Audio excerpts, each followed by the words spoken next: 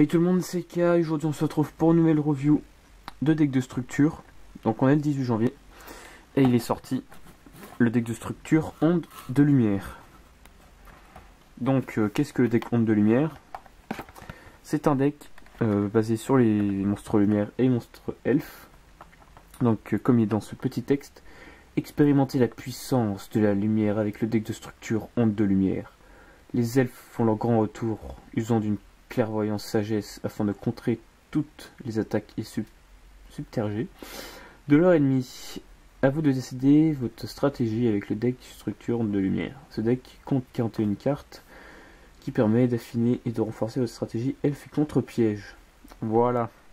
Donc là on a la petite liste de ce qu'on aura, qu'on va voir plus en détail tout de suite. Enfin non, pas tout de suite parce qu'avant on avait ça. Voilà. J'ai préparé à l'avance pour pas ça prenne plus de temps dans la vidéo. Donc le tapis de jeu qu'on va voir tout de suite, le guide d'apprentissage qu'on connaît à force, hein. Enfin pour ceux qui jouent et qui achètent Yu-Gi-Oh en tout cas.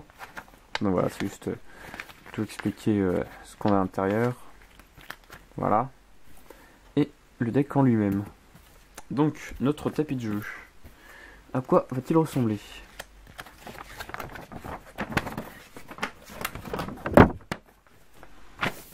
Hop, je vais détacher l'appareil du trépied pour que vous voyez mieux. Donc on aura un monstre elfe, enfin que des monstres elfes qu'on va avoir sûrement dans le deck. Donc un tapis plutôt blanc, bleu et doré, avec quelques détails de vert. Il a l'air assez joli, enfin il est assez joli plutôt. Les couleurs ça fait bien, ça rend bien tout simplement. Donc le deck en lui-même, hop. Il arrive à enlever le plastique. Hop. Donc derrière toujours une petite pub pour l'application Duel Link. Voilà, merci le focus. Et donc on va commencer avec Eva, un petit alien tout mignon. Donc un monstre elfe, une étoile plutôt.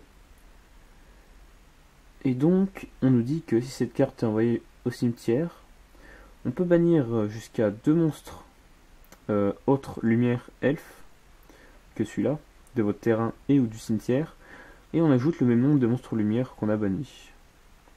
De max niveau 2. Eva exclu. Donc on peut utiliser son effet qu'une fois par tour. Donc plutôt cool cette petite carte, plutôt mignonne. Ensuite, Parchat, l'archi-chevalier du ciel sacré.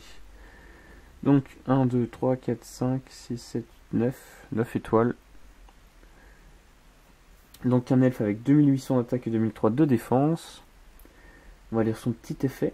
Déjà la carte en elle-même est plutôt belle. De toute façon souvent les cartes, ces cartes elfes elles sont plutôt jolies. Que les elfes, c'est la divinité, tout ça. Donc, si vous activez une carte contre-piège, ou si vous annulez l'activation d'une carte magie, piège ou effet de monstre, sauf durant un dommage TEP, vous pouvez bannir 2 autres monstres elfes depuis votre main, terrain ou et cimetière. Invoquez spécialement cette carte depuis le cimetière, s'il était lorsque vous activez annuler. Ou de la main, si elle n'était pas. Ok. Et si cette carte attaque en monstre en position de défense, inflige des dégâts perçants. Lorsque cette carte inflige des dommages de combat à votre adversaire, vous pouvez ajouter une carte par chat ou par ça, je sais pas comment on dit cette carte, ou un contre-piège depuis votre deck à votre main. Donc j'ai pas tout compris son effet, mais en gros on peut l'invoquer spécialement quand on active un contre-piège.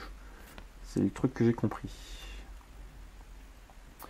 Ensuite on a un ange Valkyrie de la puissance, un petit elfe à 4 étoiles, donc c'est celui qu'on avait sur le tapis de jeu.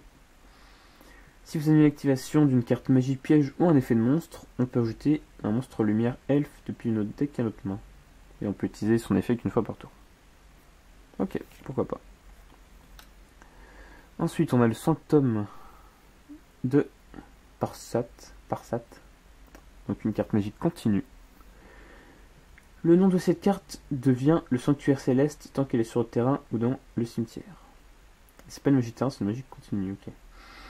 Les monstres elfes de terrain, sur le terrain gagnent 300 points d'attaque et de défense. Les magies pièges posées ne peuvent pas être ciblées ni détruites par les effets de cartes. Et une fois par tour, si on cible un total de 3 monstres elfes et ou contre pièges de noms différents dans le cimetière, on peut les placer au-dessus du deck dans l'ordre de notre choix. Donc elle a l'air plutôt cheatée cette carte. Ça a l'air d'être plutôt intéressant comme deck elfe lumière. Même si je préfère les anges déchus qui sont de type ténèbres. J'ai l'impression que les cartes elles sont un petit peu allumées sur le côté. Renaissance de Parsat. Une carte contre-piège. Lorsqu'une carte magie piège joue un effet de monstre activé, relevez un contre-piège dans votre main, puis défaussez une carte et payez 1000 life points. Annulez l'activation, et si vous le faites, on mélange la carte dans le deck. Puis on peut invoquer spécialement un monstre par ça depuis le deck ou l'extra deck. Ça aussi, ça a l'air d'être plutôt cheaté. Minerva, savante du paradis. Donc 4 étoiles, 1700 d'attaque. Chaque fois qu'une carte contre-piège est activée, immédiatement après sa résolution, cette carte gagne 500 points d'attaque. Et si elle le fait, et que le sanctuaire céleste est sur le terrain, ajoutez un contre-piège de noms différents depuis votre cimetière à votre main. Ben, c'est plutôt cool comme effet ça. Surtout qu'elle gagne 500 points. Et c'est pas écrit que ça s'annule, donc ça doit s'accumuler. C'est plutôt cool. Néoparsat, le paladin du ciel. Donc c'est la carte en moins bien. J'ai l'impression. Enfin en moins bien, je me comprends. Vous pouvez manquer spécialement cette carte depuis votre main en sacrifiant un Parsat, le chevalier du ciel. Si cette carte attaque un monstre posé en défense, on inflige des dégâts perçants. Si cette carte inflige des dommages de combat à votre adversaire, piochez une carte. Tant que le sanctuaire céleste est sur le terrain et que vos LP sont supérieurs à ceux de votre adversaire, cette carte gagne une attaque égale à la différence entre les LP. Ouh, ça peut faire très très mal. Donc c'est lui Parsat, le chevalier du ciel. Donc si on peut sacrifier lui avec lui. Ok. Hop, il y a un petit cheveu sur les cartes. Donc voilà, notre Parsat, chevalier du ciel. Avec 1009 d'attaque. On dirait un peu chevalier harlequin pour ceux qui reconnaissent. Alors, si cette carte attaque un monstre posé en défense, on inflige des dégâts perçants. Et si on inflige des dégâts de combat à notre adversaire, on pioche une carte. Ok, en fait, ils ont à peu près le même effet. Mais lui, il est un petit peu mieux. Un petit peu beaucoup même. Meltiel, sage du paradis. Meltiel, je sais pas comment on dit ça. Des fois, ils ont des noms compliqués, puis on sait pas trop comment les prononcer. Donc, chaque fois qu'une carte contre-piège est activée, immédiatement après sa résolution, gagnez 1000 FP. Si vous le faites, que le sanctuaire céleste est sur votre terrain, détruisez une carte contrôlée par l'adversaire. Plutôt cheaté ça, hein, comme carte. Moisson, ange de la sagesse, excusez-moi. Lorsque cette carte est détruite au combat et envoyée au cimetière, vous pouvez cibler une carte contre-piège dans votre cimetière et ajouter à la main. Ouais, ok, pourquoi pas. Artemis le généreux. J'aime bien le design de tous ces elfes là. Ça fait un peu alien. En même temps, ça fait divinité, c'est plutôt cool. Chaque fois qu'une carte contre-piège est activée, immédiatement après sa résolution, piochez une carte. Ok. En plus, ils ont une bonne attaque, hein, quand même. Ça tourne autour de 1009 jusqu'à 1004, là par exemple, c'est plutôt cool. Donc, Layar, le libérateur. Chaque fois qu'une carte contre-piège est activée, immédiatement après sa résolution, ajoutez 2 monstres elfes bannis à votre main. Pas mal ça. Par contre, je sais pas si il y a moyen de les bannir et de les rajouter après. Et donc, on se retrouve avec une petite pendule. Ça fait plutôt plaisir. On n'a pas l'habitude de voir ça dans les decks de structure. Hop, elle tombe. Ariadne ou... Ils sont pénibles avec leur nom là. Ariadne ou Ariadne. À vous de voir. Hein. La guide. 4 étoiles. Une effet pendule de 3. Donc son effet pendule, appliquez ses effets. Vous ne payez pas de life points pour activer des cartes contre-piège. Vous ne pouvez pas défausser de cartes pour activer les cartes contre-piège. Plutôt cool. Ça enlève certaines contraintes sur certaines cartes, c'est bien. Donc si cette carte est détruite au combat ou par un effet de carte, vous pouvez relever 3 contre-pièges depuis votre deck. Votre adversaire choisit un, ajoutez à votre main et mélangez le reste dans votre deck. Donc 1700 attaques, c'est pas négligeable non plus pour 4 étoiles. Et son effet pendule est plutôt cool. Archéange Christia. Ah, ça je connais, on y avait dans les soldats de la destinée avec les anges échus et tout ça. Donc si vous avez exactement 4 elfes dans votre cimetière, vous pouvez invoquer spécialement cette carte depuis votre main. Si elle est invoquée de cette façon, ciblez un monstre elfe dans votre cimetière, ajoutez la cible à la main. Aucun joueur ne peut invoquer spécialement des monstres, et si cette carte est face recto, va être envoyée depuis le terrain au cimetière, placez-la au-dessus du deck à la place. Avec 2 minutes d'attaque, c'est plutôt cool. Ah, là, on a un nom de planète, Vénus Splendide. Et puis 2 minutes d'attaque, c'est plutôt cool aussi. Tous les monstres non elfes perdent 5 points d'attaque de défense. L'activation des effets, l'activation et les effets de cartes magie piège activés sur votre terrain ne peuvent pas être annulés. Ouh. Ça c'est plutôt cheaté comme effet. Hein. Je vais sûrement me faire un deck elfe lumière, tiens. Il a l'air d'être plutôt cool à faire. Et je vous ferai sûrement la decklist hein, si je me fais ce deck. Donc on a Athéna. Donc le dieu grec. Non, c'est grec, romain, je sais plus comment c'est Athéna. Si un ou plusieurs autres monstres elfes sont invoqués, infligez 600 points de dommage à votre adversaire. Ouh. Donc dès qu'on invoque un monstre elfe avec cette carte sur le terrain, on inflige des dégâts à l'adversaire. Une fois par tour, on peut envoyer un monstre elfe face recto que au contrôle Athéna exclu au cimetière. Puis on cible un monstre elfe Athéna exclu dans le cimetière et on l'invoque spécialement. Donc en gros on fait un petit échange de monstres. Bah pourquoi pas après tout. Hop.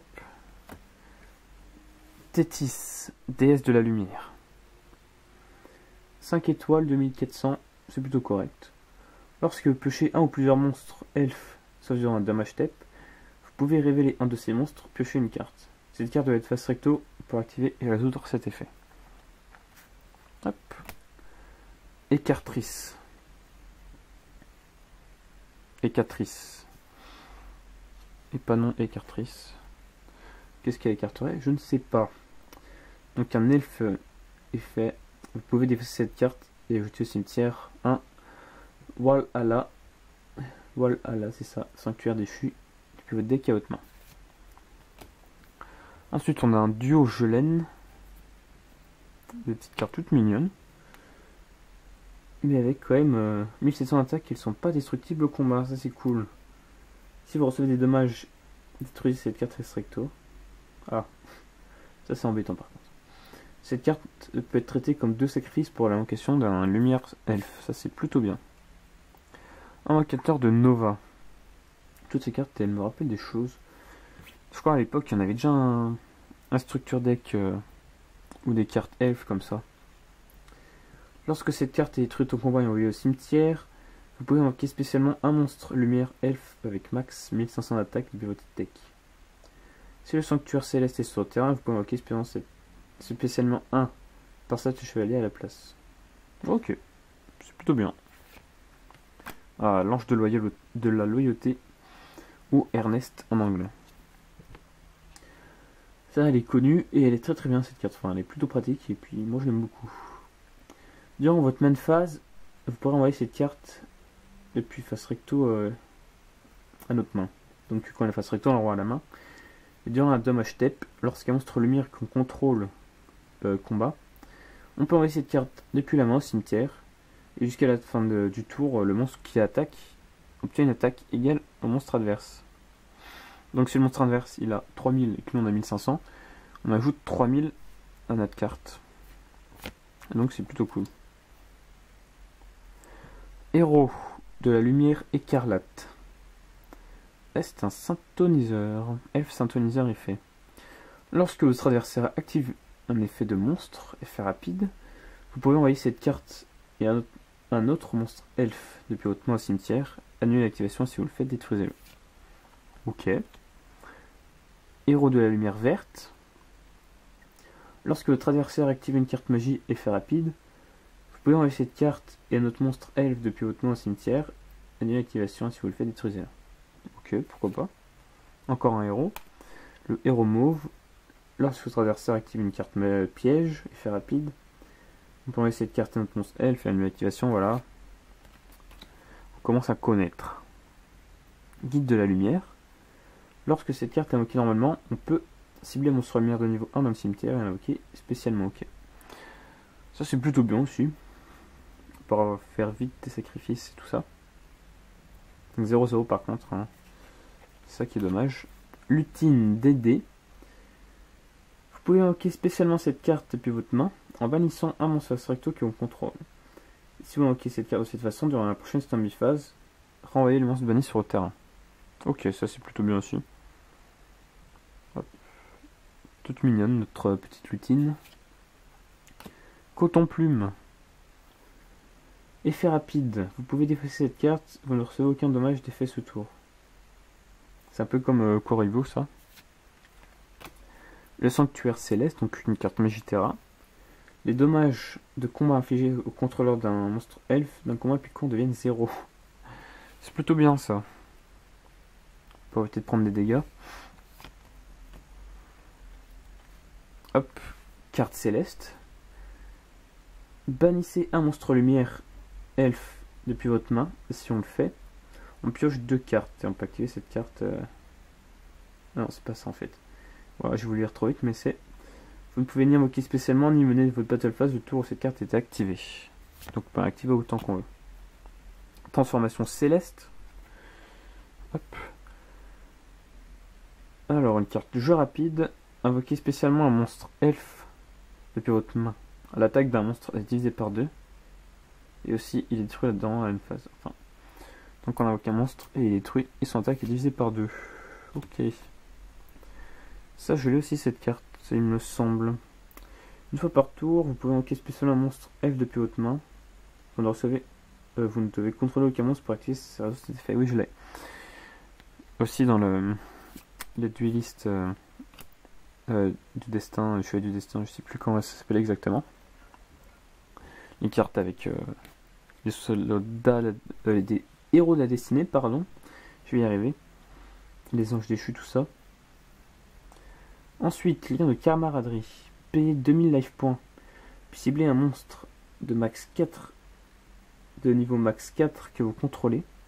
Le reste de ce tour, après la résolution de cette carte, vous ne pouvez pas invoquer spécialement de monstres. Et aussi, invoquer spécialement 2 autres monstres depuis votre deck, des mêmes types, attributs et niveaux que le monstre, mais de noms différents, les uns des autres. Ouais, c'est bien ça. Des monstres différents qu'on a ciblés. Logique. Vous ne pouvez pas mettre de battle phase, le tour de cette carte est activé. C'est plutôt pratique comme carte, je trouve. Tu vas peut-être l'utiliser plus souvent. Lumière du jugement. Si le sanctuaire céleste est sur le terrain, défaussez un monstre lumière au cimetière et appliquez ses effets suivants. Premier effet, regardez la main de votre adversaire et défaussez-lui une carte. Deuxième effet, envoyez une carte contrôlée par votre adversaire au cimetière. Ok. Pardon. Oh. Ça va pas si je baille en pleine vidéo. Donc, chute miraculeuse, une carte piège continue. Ciblez un de vos monstres elfe banni, invoquez-le spécialement. Lorsque cette carte quitte le terrain, détruisez le monstre. En gros, c'est un appel de l'étranté pour les monstres elfes. Depuis les trucs bannis. Enfin, les monstres bannis. Pas du cimetière. Séraphin artificiel. Chaque fois qu'il y a une carte contre-piège activée, immédiatement après sa résolution, invoquez spécialement un jeton Séraphin artificiel, un elfe lumière niveau 1, attaque 300-300. Pour une fois que le jeton il n'est pas attaque 0, c'est assez rare. Parce que d'habitude ils sont niveau 1, attaque 0, défense 0. Donc voilà. Une carte contre-piège, châtiment divin. Lorsqu'une carte piège, magie ou effet de monstre est activé, tant que le sanctuaire céleste est sur le terrain, annulez l'activation et si vous le faites, détruisez-la. Ok. Pot de vin du temple maudit. Donc encore un contre-piège. Lorsque votre adversaire active une carte magie piège, votre adversaire pioche une carte et aussi annule l'activation de la magie piège et si vous le faites, détruisez-la.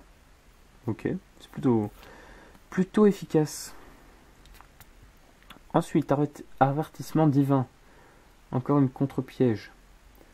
Lorsqu'un ou plusieurs monstres vont être invoqués, ou lorsqu'une carte magie piège ou un effet de monstre qui inclut un effet qui invoque spécialement un ou plusieurs monstres est activé, payez 2000 life points à l'activation ou l'invocation, et si vous le faites, détruisez-les.